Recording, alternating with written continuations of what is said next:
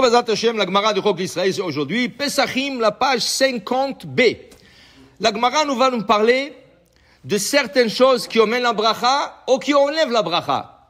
Alors la Gemara dit comme ça, Erev Pesach et Erev Yom Tov et Erev Shabbat, il faut pas travailler. Il y a des gens qui travaillent jusqu'à la limite, vraiment, une demi-heure avant Shabbat et ils courent à la maison et des fois il te vient même avec des habits de travail parce qu'ils n'avaient pas le temps de changer. Il y a des gens qui le font même exprès pour te dire, ah, tu sais, le Shabbat, c'est le matin que je vais m'habiller pour Shabbat. Non, le Shabbat commence le vendredi soir. Et tu l'honores le vendredi soir. Quand tu vas à la synagogue, tu prends ta douche, tu t'habilles l'Ichvot Shabbat. C'est pas le samedi matin. Vendredi soir, il faut être habillé l'Ichvot Shabbat. Alors maintenant, il dit ici, tu peux pas travailler non plus jusqu'à la limite de Shabbat. Pourquoi? Eno roe siman bracha. Depuis quand? Depuis heure de la mincha. Depuis mincha, 2h30 avant Shabbat, tu peux plus travailler. Tu peux plus travailler parce qu'il n'y a pas de bracha dans cet argent. Cet argent n'a pas de bracha. Alors pour dire, il y a des gens qui te disent, il reste. Non, il faut que déjà, regarde, en Israël, à midi, 1h, tout le monde ferme le magasin.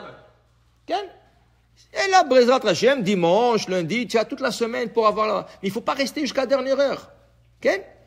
Même les bakeries, il faut pas... Bon, ils rendent service à tout le monde parce qu'il y a toujours des gens qui sont pressés, mais il n'y a pas de bracha dans cet argent.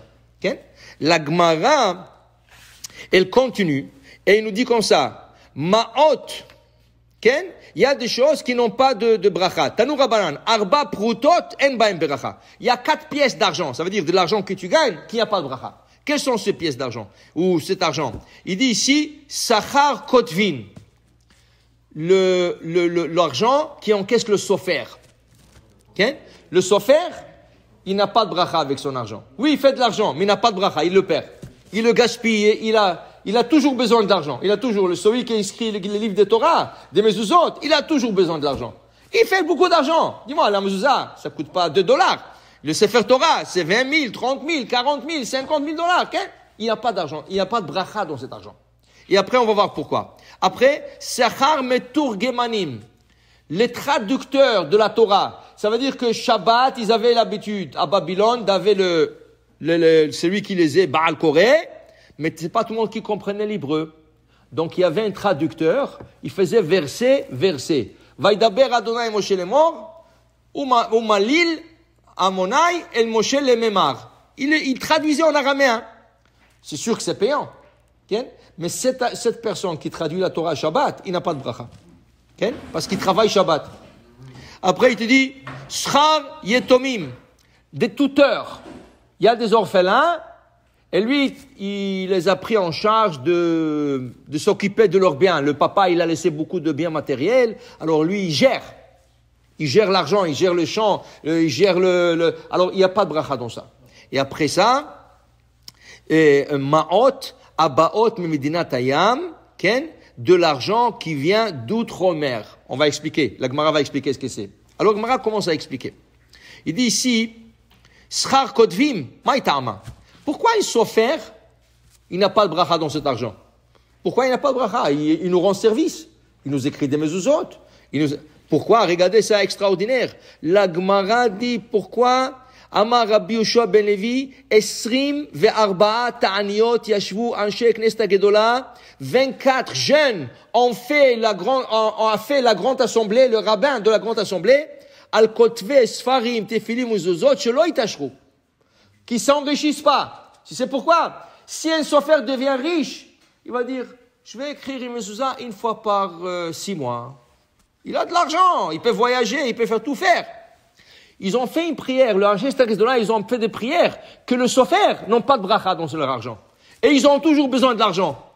Comme ça, ils écrivent beaucoup de mezuzot, beaucoup de Sefer Torah, et il manquera jamais ni Sefer Torah, ni mezuzah et tout ça. Parce que s'ils vont avoir de l'argent, ils vont pas écrire.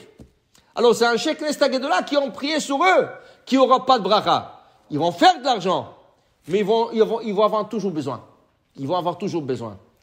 Après, il te dit ici, Ma'ot, Ayetomim, de l'argent des orphelins. Pourquoi? Un tuteur, un manager des orphelins. Pourquoi? Parce que, il dit la Gemara, des lav bnei mechila ninhu. Parce que si il fait quelque chose et eux, ils sont pas contents, c'est des orphelins, c'est des petits, ils ne peuvent pas lui donner mechila. Je vais vous expliquer. Jusqu'à 13 ans, si tu blesses un enfant, tu ne peux pas lui demander pardon. Même si tu dis pardon, tu ne peux pas lui demander. C'est écrit, et j'ai vu une fois, le Stipler, Rabbi Israël Kanievski, à un certain âge, il ne sortait plus. Il était en train d'écrire ses livres et les gens venaient chez lui pour avoir des brachot. Un soir, ils l'ont vu à Bnei Brak dans un bar mitzvah. Quand il est rentré, le parent et tout le monde, ils se sont levés. Waouh, qu'est-ce qu'il fait là? Mais les parents ne l'ont pas invité.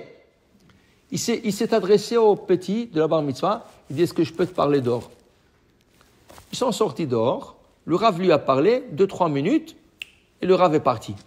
Quand le petit est rentré, tout le monde, qu'est-ce qu'il t'a dit le Rav? Quel srout tu avais que ce Rav est venu dans ta bar mitzvah? Alors il a raconté à tout le monde que quand il avait 8 ans, il y avait des enfants qui faisaient du bruit à la synagogue et le Rav pensait que c'est lui.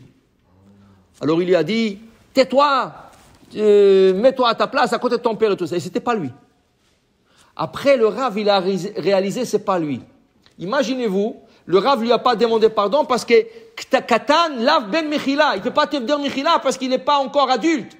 Le Rav a attendu jusqu'à sa bar mitzvah. Et regardez, il a trouvé où était sa bar mitzvah pour venir lui demander pardon le jour de sa bar mitzvah. Tu comprends? Alors, quelqu'un qui s'occupe de l'argent des orphelins, pourquoi il n'a pas de bracha? Parce que s'il le blesse au petit, il lui pardonne pas. Alors, il n'y a pas de bracha dans ça. Ok? Après, il te dit ici, et Sechar Metur Gemanim, le Metur Geman, c'est lui qui fait le discours aussi, parce que c'est Shabbat. Il prend de l'argent. Quand le discours se fait, quand la Torah se lit, c'est Shabbat. L'argent gagné Shabbat, même si c'est en permission, il n'y a pas de bracha. C'est pour ça que Rav ici, il dit, c'est lui qui lit la Torah et il encaisse de l'argent.